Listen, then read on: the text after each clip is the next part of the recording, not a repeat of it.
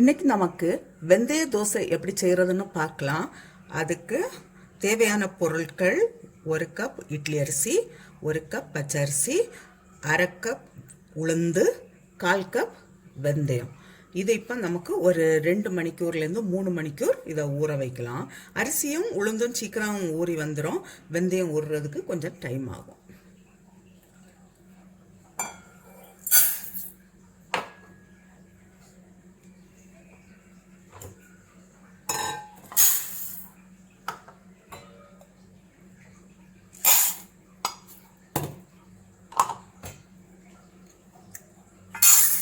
இவை எல்லாத்தையும் இப்போ நமக்கு க்ளீன் பண்ணிட்டு ஒரு 3 மணிக்கு ஊற வைக்கலாம். இப்போ இந்த அரிசி எல்லாமே ஊறியாச்சு. இதை இப்போ நமக்கு மிக்சியில் அரைச்செடுக்கலாம்.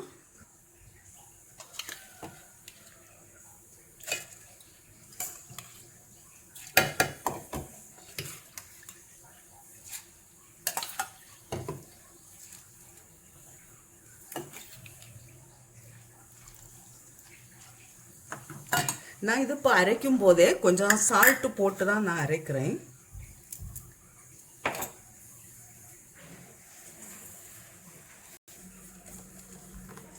இது இப்போ மாவு அரைச்சாச்சு. இனி இது பொங்கி வர்றதுக்காக ஒரு 8லேருந்து 10 மணிக்கூர் வைக்கலாம். இது தோசைக்கு மாவு அரைச்சி வச்சது நல்லாவே புளிச்சிருக்கு.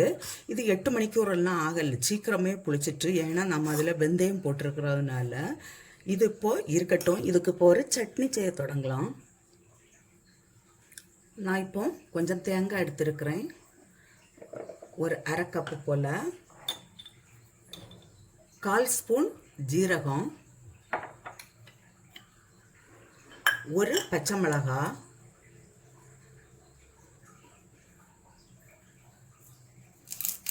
கொஞ்சம் கருவேப்பிலை, 2 பூண்டு, ஒரு 3-4 சின்ன வெங்காயம், ஒரு சின்ன பீஸு இஞ்சி. இந்த இஞ்சியை கட் பண்ணி போடலாம்.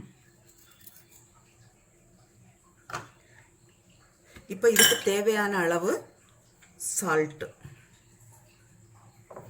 இப்போ இதை கொஞ்சம் தண்ணி விட்டு அரைச்சி எடுத்துட்டு வரேன்.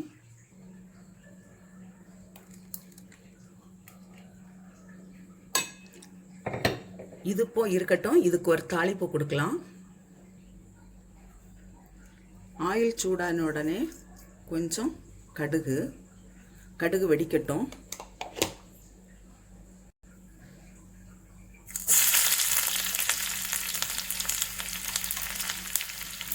சின்ன வெங்காயம், கருவேப்பிலை.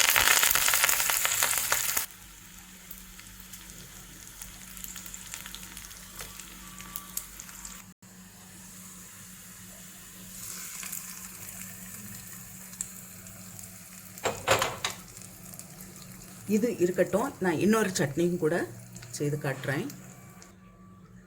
இப்போது ஒரு ஆனியன் சட்னி செய்கிறேன். அதுக்கு தேவையான பொருள்: ஒரு 10-15 போல் சின்ன வெங்காயம், 6 பல்லு பூண்டு, ஒரு சின்ன பீஸு புளி, ஒரு சின்ன பீஸு வெல்லம். இது தேவைப்பட்டால் போடலாம். பட் இதெல்லாம் இனிப்பு புளிப்பெல்லாம் இருக்கும்போது இந்த வெல்லம் போடும்போது நல்லா டேஸ்ட்டாக இருக்கும். 4 காஞ்ச மிளகா, கொஞ்சம் கருவேப்பிலை. இதை இப்போ அரைச்செடுக்கலாம்.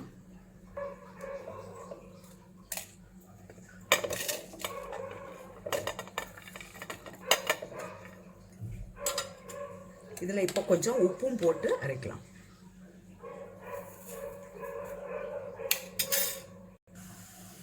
இந்த சட்னியில் தண்ணி விடாமல் தான் நான் அரைச்சி எடுத்துருக்கிறேன்.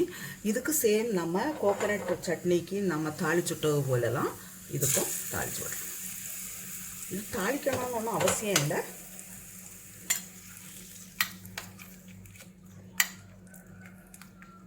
இப்போ நமக்கு 2 சட்னியாக ரெடி ஆயிடுச்சு. நான் இப்போ நமக்கு தோசை செய்ய தொடங்கலாம். இப்போ கல் சூடாயிருக்கு.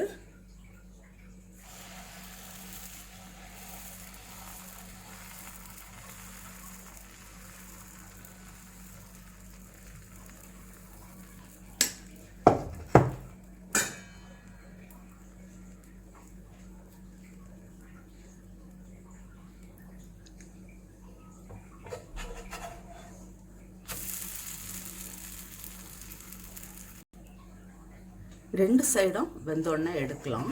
இது இப்போ நமக்கு நைஸாக வேணும்னாலும் நமக்கு அதை செய்து எடுக்கலாம். இதே போல் எல்லாம் செய்து எடுக்கும்.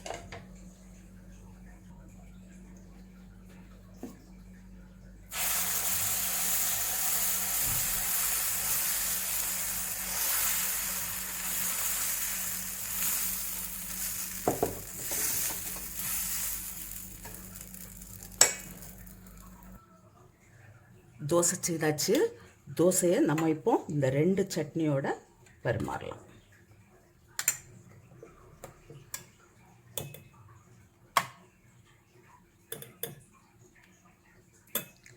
இது நல்ல டேஸ்டானது, அது கூட ஆரோக்கியமானது. நீங்களும் இதே போல் செய்து பாருங்கள். செய்து பார்த்து உங்களுடைய கருத்துக்களை தெரிவிங்க. உங்களுக்கு இந்த சமையல் பிடிச்சிருக்குன்னா இந்த சேனலை சப்ஸ்கிரைப் பண்ணுங்கள்.